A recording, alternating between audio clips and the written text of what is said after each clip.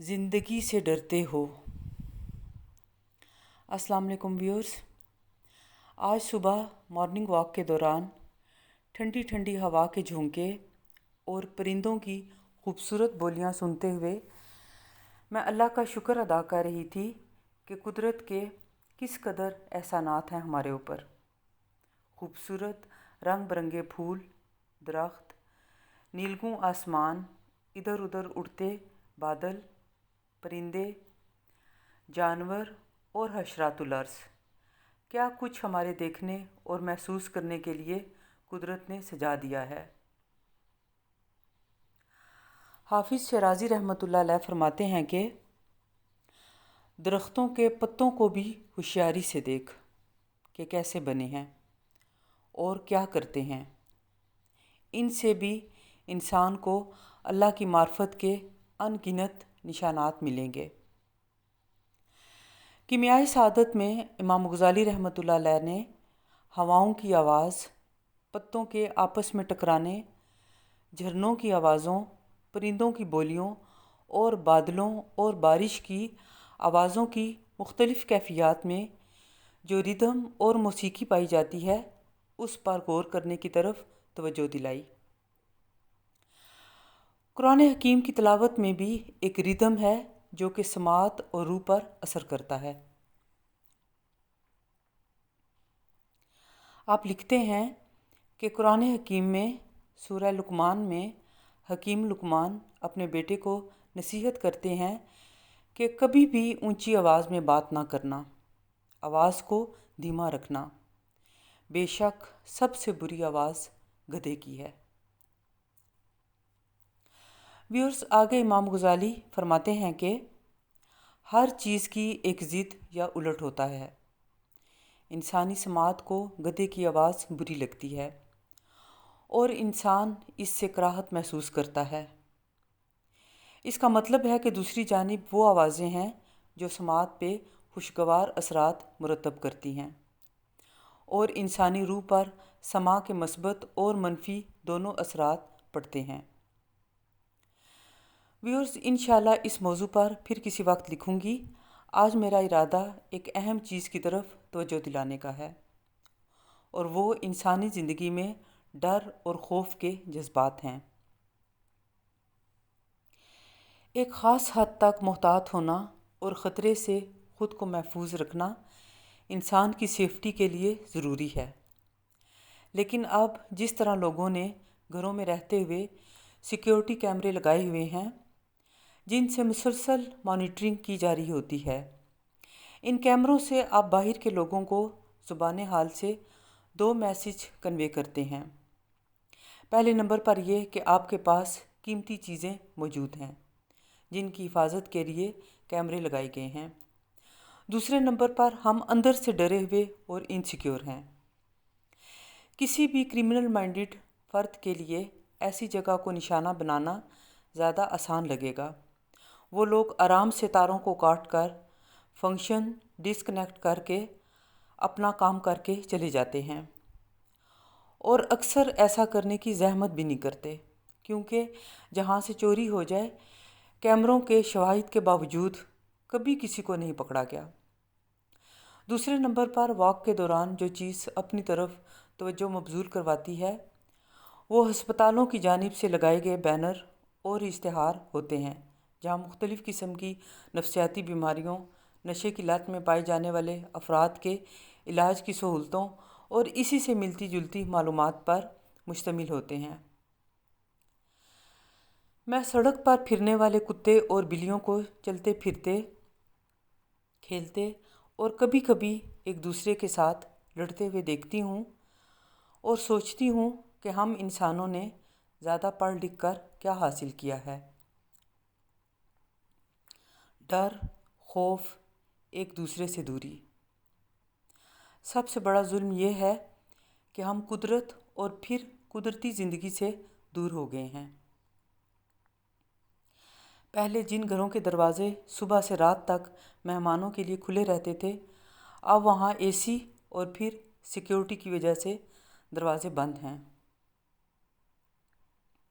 हमारी सारी कोशिश और भाग दौड़ اس زندگی کے پیچھے ہے جو مصنوعی ہے، جہاں صرف جسمانی سہولتوں اور آرام کا خیال رکھا جاتا ہے، یہ سوچے اور سمجھے بغیر کہ ہم اس کی کتنی بڑی قیمت ادا کر رہے ہیں۔ انسانی دماغ کو جو انفارمیشن مل جاتی ہے وہ اسی کے حساب سے کام کرنے لگ جاتا ہے۔ جب ہم گھروں کی اونچی اونچی دیواروں، سیکیورٹی کیمروں اور اعلیٰ قسم کی دوائیوں اور ڈاکٹروں کے علاج کے باوجود رات کو سو نہیں سکتے اور صبح کے سورج کے طلوع ہونے کے منظر سے لطف اندوز نہیں ہو سکتے، تو ہمیں اس بات کو مان لینا چاہیے کہ ترقی کے نام پر ہم نے صرف خسارے کا ہی سودا کیا ہے۔ اونچی دیواروں کا ذکر میں نے اس لیے کیا کہ ہمارے بچپن کے اسلام آباد میں گھروں کی چار دیواری انتہائی چھوٹی ہوتی تھی، لیکن اب نہ صرف دیواریں اونچی بلکہ ان پر خاردار تاریں بھی لگی ہوتی ہیں، اور ساتھ ایک طرف جلی حروف میں لکھا ہوتا ہے کہ خبردار رہیں، ان تاروں میں کرنٹ دوڑ رہا ہے۔ ویورز، ہمارا تعلق اس نبی رحمت صلی اللہ علیہ وآلہ وسلم سے ہے جو نہ صرف مسلمانوں بلکہ غیر مسلموں حتیٰ کہ جانوروں اور پرندوں کے ساتھ بھی بے حد مہربان اور شفیق تھے۔ ہجرت مدینہ کے موقع پر صحابہ کرام نے اپنے گھروں کے سامان، جانور اور مال مویشی سب کچھ مہاجرین میں بانٹا۔ ایثار کی یہ مثالیں انسانی تاریخ میں نہیں ملتیں۔ جو صحابہ کرام مفلس تھے، انہوں نے سارا دن محنت اور مزدوری کر کے اپنا حصہ ڈالا۔ سیانے کہتے ہیں کہ بندہ بندے کا دارو ہے۔ انسان کسی کو کچھ نہیں دے سکتا، دینے والی ذات صرف اللہ کی ہے۔ ہمیں عطا کرنے والا وہی ہے، اور اگر ہم کسی کی کچھ مدد کر سکتے ہیں تو یہ ہمت اور حوصلہ بھی اسی کی عطا ہے۔ ایک انسان کی حیثیت سے ہم کسی کو کچھ بھی نہ دیں، لیکن عزت نفس جو کہ ہر شخص کا بنیادی حق ہے، چاہے وہ کسی بھی صنف، کلچر، ذات پات یا مذہب سے تعلق رکھتا ہو، وہ ضرور اسے دیں۔ اس میں بھی ہمارا اپنا فائدہ ہے کہ یہ عمل ہمیں خوف اور انگزائٹی سے بچاتا ہے اور ہم بیماریوں سے محفوظ رہتے ہیں۔ ویورز، آخر میں نون میم راشد کی نظم زندگی سے ڈرتے ہو آپ کی خدمت میں پیش کر رہی ہوں۔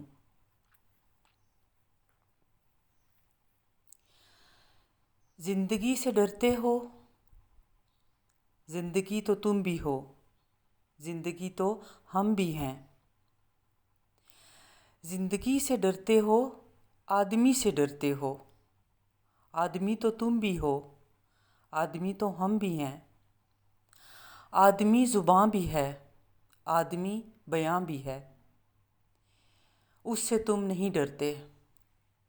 حرف اور معنی کے رشتہ ہائے آہن سے آدمی ہے وابستہ، آدمی کے دامن سے زندگی ہے وابستہ، اس سے تم نہیں ڈرتے۔ انکہی سے ڈرتے ہو، جو ابھی نہیں آئی اس گھڑی سے ڈرتے ہو، اس گھڑی کی آمد کی آگہی سے ڈرتے ہو۔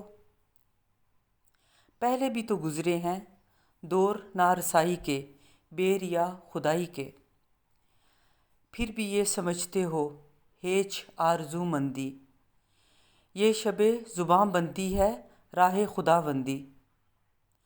تم مگر یہ کیا جانو، لب اگر نہیں ہلتے ہاتھ جاگ اٹھتے ہیں، ہاتھ جاگ اٹھتے ہیں راہ کا نشاں بن کر، نور کی زباں بن کر۔